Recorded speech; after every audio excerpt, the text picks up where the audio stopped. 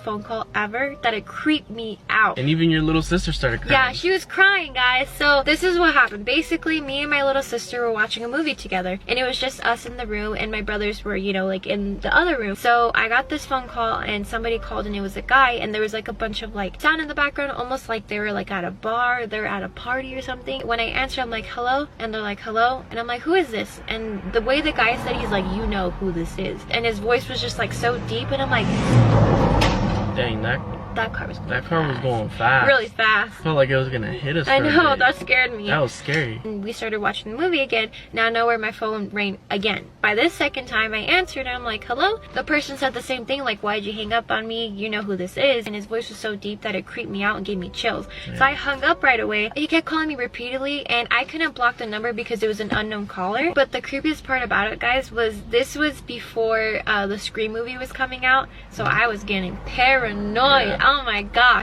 This is why you should never play hide and seek. A mom decided to play hide and seek with her 2 kids. The mom began counting, ready or not, here I come. She begins searching the downstairs kitchen because she knows that they hide there every single time. As she's walking to the kitchen, she starts saying, I wonder where they are. She looks under the table and sees they aren't there, which is kind of odd. She knew they were too scared to go into the basement alone, but she decided to check anyway. They weren't there either. She began to panic. The mom then says, Jordan, Casey, come out now, mommy's not playing anymore. There was no answer. Panic really begins to set in. She decides to call 911 and reaches an operator. She tells the operator what's wrong, and the operator sends an officer to her house. Once the officer arrives, he says, don't worry, we will find them. As she's sitting in the living room, she hears giggling and laughing and hears a closet door slam upstairs. She sprints upstairs and says, Jordan, Casey, you worried me sick. She opened the closet door and nobody was there. While all of this is going on, she hears the doorbell ring. She runs downstairs and finds the officer holding Jordan and Casey. The officer says they were hiding in the shed out back. Then Jordan looks at mommy and says, why were you telling us to stay in the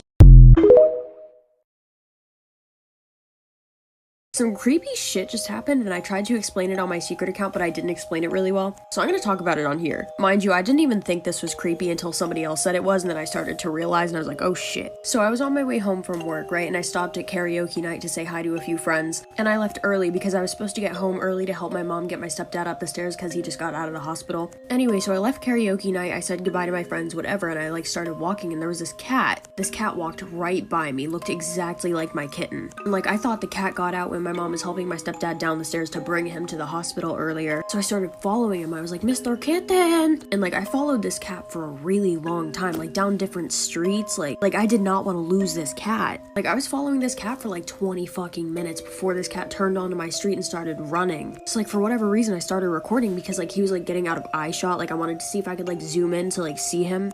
Kitty!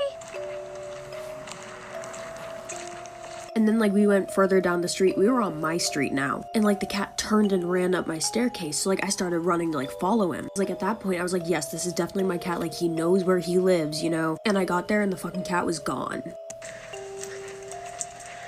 Where'd the kitty go?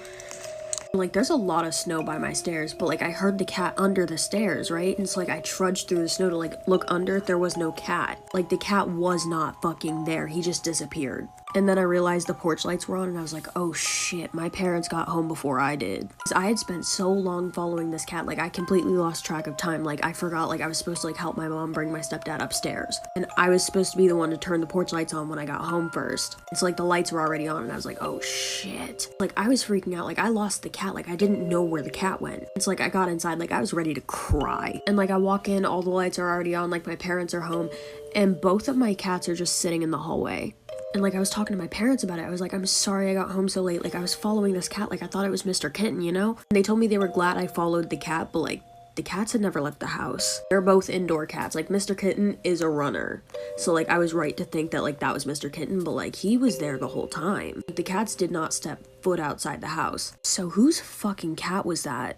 And why did it take me down like all these different streets? And how did it know exactly where I fucking lived? And why did it disappear at the fucking staircase? And for anyone wondering what happened to my stepdad, he fell earlier today, and like, so he's on crutches now, and like, he had to wear a neck brace for a little bit, but he's okay. But what the fuck? On the morning of November 29th, Christine Young suddenly woke up out of a deep sleep feeling a cold sensation come over her. It was exactly 5:45 a.m. and she noticed that her arms and legs were starting to go numb. She thought it was strange but brushed it off in the moment, not knowing what it could have meant. After all, she needed to get some sleep so she could wake up to meet with her daughter later in the morning like they had planned for a while now. But when Christine's daughter Ashley didn't show up for their arranged meeting, she began to worry. She started frantically calling Ashley's phone but got no response. So she called each one of Ashley's friends to see if they had any idea where she was. This is when she learned that her daughter Ashley had plans to meet up with 30-year-old Jared Chance and hadn't been seen since leaving a local bar with him. A few days later, police receive a disturbing phone call from a concerned neighbor in Grand Rapids, Michigan. This neighbor explains that he's just stumbled upon a tarp with a stream of blood leaking from it. When police arrive, they find that the tarp is wrapped around a human torso. The owner of that apartment? Jared Chance. The DNA of the torso is tested and it comes back that it is human and that it does belong to Ashley Young. Ashley's arms and legs were later found in a box in Jared's apartment. That's when Ashley's mom, Christine, recalls the incident from a few days prior. She believes that at the time she woke up at exactly 5:45 in the morning was the time of her daughter Ashley's death. Unfortunately, Ashley's head has still never been located. Have you guys heard of the Night Lady? This all started in Chihuahua, Mexico, 2009. Residents started noticing something really disturbing. You see, now some of the children in the area were going missing. I gotta grab some food for this one. Look at this beautiful roll. Now with all the children around the area going missing, people started reporting seeing a woman. They said she would climb on the rooftops during the day, only to wait till night to sneak in through the window to snatch children. Police then sketched an image of what they believed to be the Night Lady. Only one child has been reported of actually escaping the Night Lady. You see, his parents had ran into the room and caught her just in time. She quickly then escaped and crawled out of the window. Wait, before I continue, let's say the Night Lady had taken you. Your third act has to come and save you. Who is it? Let me know who it is. Anyways, the kid that got away recounted waking up in the middle of the night and seeing the Night Lady standing over top of him just watching him. People have brushed this off as just one big hoax until after midnight, a teenage girl had captured this photo. This is supposedly the Night Lady. Have you ever heard the urban legend of Teke Teke? No, I don't think so. It's one from Japan, and it's this story of this girl who was an officer in the army, but she was assaulted by some soldiers, and either she threw herself or she got thrown onto a railroad track and got run over by the train. Oh my gosh, bro. It cut her in half, and now she wanders the streets of Japan, just her top half. And the reason her name is Teke Teke is because that's the sound her nails make against the ground as she's Bro, I have chills and right now. comes at you. And if you ever see her and you make eye contact with her, she's gonna come after you. If you manage to get away, you have 3 days before she comes and finds you. Dude, I don't like this one. It's especially bad if you're there and you're wearing red while crossing a railroad track, because she hates the color red because it reminds her of her blood Oh my when she was God, murdered. that's so sad. And just a little bit of extra spice for your life. Just so all you know, there's a part of this legend that says, once you hear this, Let's talk about Jeff the Killer. By the way, this is a creepypasta. He was a 13-year-old boy who had just moved to a new town with his mother and father. And he was already being bullied a lot in horrible ways that I can't even say on this video. One day at a party, the bullying got a little too out of hand. They disfigured him, lighting him on fire and throwing bleach on his face. He woke up in the hospital with his head wrapped in bandages. His eyelids were burnt off. When he took off the bandages, he noticed his face was all leathery and pale. He started laughing uncontrollably, and doctors just played it off as, oh, maybe it's the medicine we gave him, making him a little loopy. He started saying he loved his new face, and he eventually carved a permanent smile in his mouth because mentally he was broken. He was no longer that nice little 13-year-old boy. That's when he decided to get revenge on the bullies, taking them out one by one.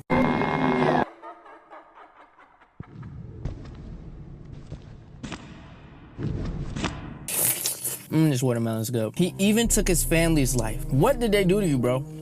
What did they do? Now it's stated that he comes after anyone who stays up late. This was the last photo someone took of him before he got them. This picture is supposedly cursed.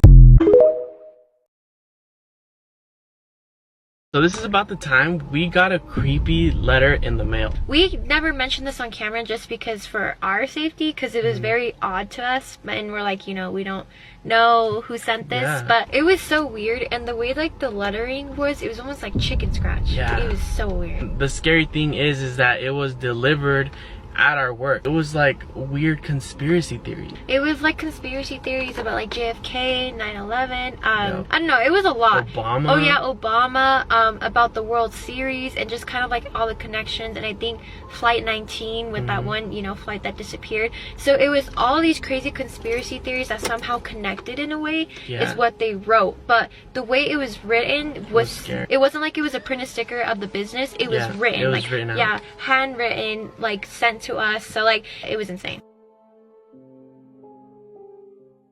Let's talk about this scary skinwalker encounter. A TikToker named Samuel said he was walking through a parking lot when a random man suddenly called his name. Whoever made the packaging for bacon needs to be fired, cause why is there no like Ziploc or anything on these packages? Who designed this? When I find you, I'm going to steal your dog. I'm gonna give you the worst life you can ever have. I hate you. He looked at the guy and got closer to see if he knew him, but he had no idea who he was. And he wondered, how did the guy even know his name?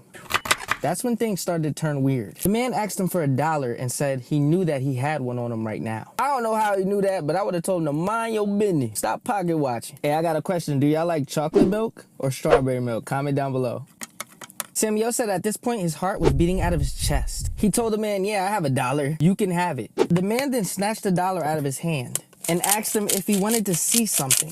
The man lifted up the back of his shirt, showed Samuel his tail. He then got on all fours, like an animal, you know, a dog, a lizard, and crawled away. Now look, man, I know this all sounds crazy, right? But as soon as Samuel had that interaction, he went straight to his car, recorded a TikTok video, uploaded the TikTok video.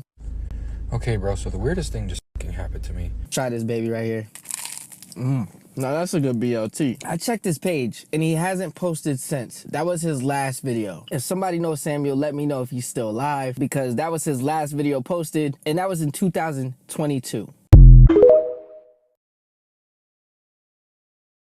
Let's talk about this picture. Captured in 2008 by Daniel Young, this is one of the only pieces of evidence that this encounter actually happened. So Daniel was a custodian at Myrtle Elementary School where he worked the night shift. It's a pretty routine night. He's just listening to music when he's suddenly interrupted by the sound of a woman's laughter. He turned around and was terrified when he saw an unknown woman smiling from behind the corner. This was a locked school on after hours, so clearly she was an adult who broke in, so he tried to snap a picture to identify her and then chases after her. But when he turned the corner, she had already darted out of an emergency exit. Later that night, police are called to a home where they arrive at a tragedy. An unknown woman had broken into a nearby home where she knifed 2 parents, one who was the principal of this school, so brutally they were unrecognizable. One of the daughters who witnessed this woman before she got away described her as this person. Could this photo be of the same unknown woman? And what her connection is to the school and the principal, we don't know. Someone was murdered in my hotel room. I was in Vegas for the Taylor Swift concert a few weeks ago. But don't worry, that's not blood. That was just the paint underneath the makeup. It was a sold out show, so all of the hotels nearby had upped their prices and basically everywhere was sold out. So last minute, we find this old place on the old Las Vegas Strip, which was right next to the Zach Baggins Museum. Now, if you guys have watched any of my videos, you know I'm a professional ghost hunter. And that place is super haunted. We decide to investigate and we start to set up. And then my friend Mel is like, is that blood on the wall? And me and Tori are like, there's no way there's blood on the wall right now. But there was in fact blood on the wall, and we even posted a photo on our YouTube channel. That's not even the worst part. So we do the whole investigation and we try to ask the ghost why there's blood on the wall. There was something dark there. We don't know what it was, but it was so strong it exploded our scare bear. Then we heard this loud thud and people talking outside. But every time we would look out, there was nobody there. Then we heard what sounded like a trunk slam shut and a car peeled out. We were so scared. We barely slept that night. I still can't believe a ghost told me. This is why you should never use Snapchat. This story took place in 2015 when a young boy and girl were Snapchatting each other late at night. The boy and girl were just sending Snapchats back to each other, making goofy faces and just having a normal conversation. After a while of them sending Snapchats back and forth to each other, the boy realized there was a silhouette in the young girl's window. The young boy then asked the girl, "Hey, I didn't know you had a brother. Does he go to our school?" She replied to the boy saying, "No, I'm actually a single child, why do you ask?" The boy still saw the outline of the man and told the girl, "Look behind you now, I think somebody's watching you." Right when the young girl turned around, she saw the man staring at her. The young girl screamed as loud as she could and ran straight to her parents' room. When the parents went into the young girl's room, the window was completely shattered and the only thing left was a note on her bed. The note said, "See, this is what happens when you talk to other boys." The man who did this tragedy was never to be found again.